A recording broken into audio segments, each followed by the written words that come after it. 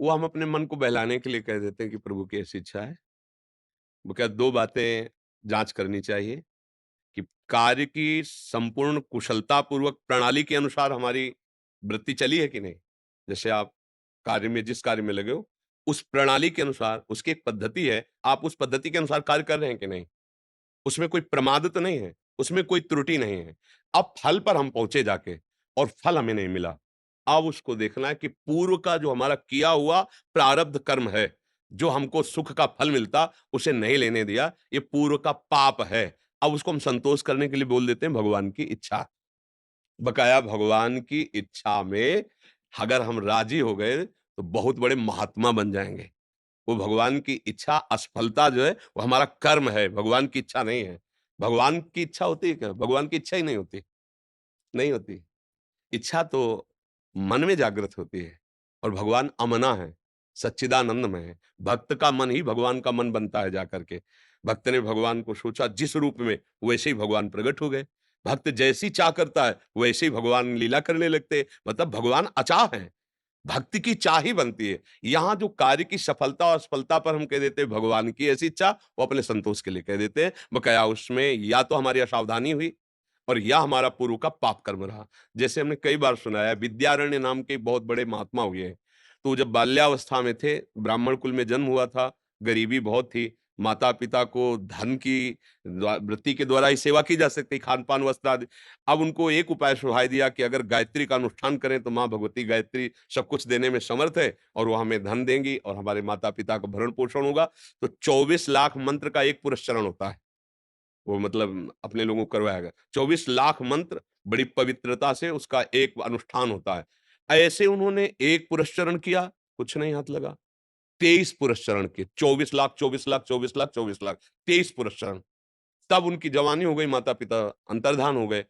तब उन्होंने सन्यास लिया। ज्यों ही सन्यास लिया, तो आद्याशक्ति भगवती गायत्री जी प्रकट हो गई और उनका अब तुम देवराज इंद्र का पद भी माँगो तो तुम्हें दे सकती है। तो उनका मैं अब तो सन्यासी हो गया हूँ। आप अभी तक क्यों नहीं आई? तो उनका 24 तुम्हारे ऐसे महापराध थे पूर्व जन्मों के कि तुम्हारे भाग्य में कोई भी सांसारिक सुख। अब तुमने 23 पुरस्चरण किए वो खत्म हो गया और सन्यास लिया और 24 हो गया, वो खत्म। अब तुम माँगो तो देवराज इंद्र का पद भी तुम्हारे। बोले अब तो ज़रूरत ही नहीं क्योंकि सन्यासी हो गया। वो बहुत बड़े महात्मा हुए। इससे हमें पता चला कि हमारे प्रयत्न को विफल करने वाला हमारा ही कोई पूर्व कर्म है, जो हमको नष्ट कर रहा है। अगर हम भजन करें, ये ऐसा भजन कर्म है जो पूर्व के कर्मों का विनाश कर देता है। भजन केवल और दान पुण्य नहीं। दान पुण्य एक नया सत्कर्म हुआ और पाप एक नया कुकर्म हुआ। लेकिन भजन ये सत्कर्म और कुकर्म दोनों से ऊपर है। ये भगवान का जो नाम है, भगवान का स्मरण है, ये दोनों को खत्म करता है। शुभ कर्म सोने की जंजीर है, अशुभ कर्म लोहे की जंजीर, दोनों बांधने का काम करते हैं। शुभ अशुभ के द्वारा ही यहाँ जन्म मरण होता है और जो भगवान का नाम लेते रहते हैं, दोनों कर्म। अच्छा, कोई भी सदैव सुखी नहीं रह सकता शरीरधारी। यहाँ का क्रम है सृष्टि का। कोई भी सदैव सफल नहीं हो सकता। यहाँ का क्रम है। देखो धर्मराज युधिष्ठिर जी है ना, 12 वर्ष का वनवास, 1 वर्ष का अज्ञातवास मिल रहा है नहीं? भगवान श्री राम अवतरित हुए ना, 14 वर्ष का वनवास। तो हमको इस बात से ध्यान रखना है, प्रयत्न पूरा करना है। अगर फल हमें उसकी नहीं प्राप्ति होती, तो हमें निराश नहीं होना, उदास नहीं होना, फिर प्रयत्न करना है। क्योंकि हमारा पूर्व का कोई कर्म ही हमें "को न काहू के सुख दुःख कर दाता, निज कृत कर्म भोग सुन भ्राता।" तो बोले भगवान की क्या आवश्यकता है? भगवान की ऐसी आवश्यकता है कि जैसे वकालत में सिद्ध हो गया कि ये मुजरिम है। जज ने निर्णय कर दिया कि इसको फांसी की सजा दी जाए। अब राष्ट्रपति एक है जो उसे क्षमा कर सकता है। इसलिए आवश्यकता भगवान की है। हमारे कुछ ऐसे कर्म हो चुके जो हमें बहुत दुःख देने वाले, हमारे कुछ ऐसे कर्म हो चुके जो चंद सुख देने वाले, हमको इस छोटे-मोटे दुःख और सुख से बचा सकते हैं, तो राष्ट्रपति हैं भगवान, अनंत ब्रह्मांडों के स्वामी, हमें बचा लीजिए। हम इस सुख-दुःख के थपेड़े में कब तक पड़े रहेंगे? वो माफ़ कर सकते हैं। इसलिए भगवान की आवश्यकता है, भजन करो और सत्कर्म करो और हार में भी हारो मत। 1 बार हारे हो, 2 बार हारे हो, 3 बार हारे हो, हमारा अविनाशी स्वरूप हम जीवन भर प्रयास करेंगे और एक दिन सफल हो जाएँगे। कितना हमें परास्त कोई करेगा, समझ रहे हैं आप? और भगवान की इच्छा मानकर हम संतोष कर लेते हैं, बकाया भगवान की उसमें इच्छा नहीं होती, या तो हमारी कोई त्रुटि होती है या हमारा पूर्व का कोई पाप होता है, जो हमें निर्णय ठीक नहीं मिलने दिया। ये। जी।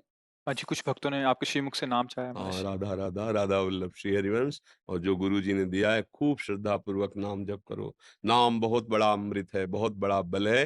पर शराब पीना, मांस खाना, पराई स्त्री से या पराये पुरुष से व्यभिचार करना, ये सब गंदी आदतें रहेंगी तो केवल आप सुनोगे, सुना दोगे, आचरण नहीं पवित्र होंगे, आपका काम बनेगा नहीं। जिस कार्य के लिए मनुष्य जीवन मिला है वो कार्य नहीं बनेगा, पक्का समझ लीजिए। शुभ गति व्यभिचारी की नहीं होती। व्यसनी और दूसरों के मांस खाने वाले की बुद्धि में ऐसा निर्णय नहीं होता कि दूसरों का मंगल सोच सके। एक वो भी जीव है, जैसे हम अपने शरीर को प्यार करते हैं, ऐसे हर जीव प्यार करता है। हम दूसरे को मांस खाएँ और मदिरा पिएँ, व्यभिचार करें और सोचें अब हमें कोई आशीर्वाद दे दे कि हम सदैव इंद्र की तरह सुखी बने रहें, बिल्कुल बेकार की बात है। चाहे जहाँ भाग के देख लो, दौड़ के देख लो, कर्म तुम्हारा बख्शने वाला नहीं, चाहे जिस तीर्थ में चले जाओ, चाहे जिससे आशीर्वाद ले आओ, कर्म तुम्हारी धज्जियाँ उड़ा देगा वो। कर्म एक बहुत सुव्यवस्थित विराजमान हो जाता है। जैसे आका हम बोले ना राधा, अब ये विराजमान हो गया। जैसे अमेरिका में अभी बात हो रही है, तो आप मिलाओ, जैसे स्टेशन पे ले लें, लखनऊ, तो अब गाना बज रहा है लखनऊ में, सुनाई तुम्हारे गाँव में दे रहा है। मतलब वो शब्द आकाश में गया और यंत्र ने उसे पकड़ के आपको सुना दिया। तो ऐसे कर्म आपने अभी किया, कोई नहीं जानता, वो विराजमान है। और जहाँ वो आया, फिर तुम्हारी ऐसी-तैसी करेगा, किसी से सपोर्ट की ज़रूरत नहीं है। वो बहुत बलवान कर्म होता है, अपने आप धज्जियाँ उड़ा देगा तुम्हें, और किसी के नहीं कि भई हम इनको दंड दिलवाएँगे। वो पर्याप्त है वो दंड देने के लिए। छुपा लो तुम, ऐसे छुपा के मारेगा, बता भी नहीं पाओगे, ऐसी जगह मारेगा वो। इसीलिए कर्म से डरो, गंदे आचरण मत करो। ये जो मदिरा है, ये बुद्धि को भ्रष्ट कर देती है, आपको समझ में नहीं आता है। ऐसा लगता है कि हम बहुत मस्त हो रहे हैं, मस्ती देखनी तो आओ, राधा राधा बोलो, पवित्र भोजन पाओ, दूसरों को सुख पहुँचाओ, हृदय शीतल रहेगा। हम एक बार ऐसा करके देखो तुम, तुम्हारे सामने सुंदर भोजन आया हो और कोई भूखा आदमी फुटपाथ में बैठा हो, आप वो भोजन उठा के उसको पवा दो, तो आप भूखे रह जाओ, फिर देखो आपका हृदय कैसा कहता है।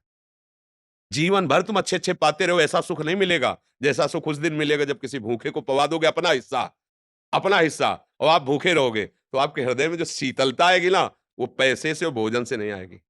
मतलब परहित का कार्य और भजन, ये भगवान को बहुत जल्दी प्रसन्न कर लेता है। वो मालिक प्रसन्न हो गया तो फिर दुर्लभ क्या रहे?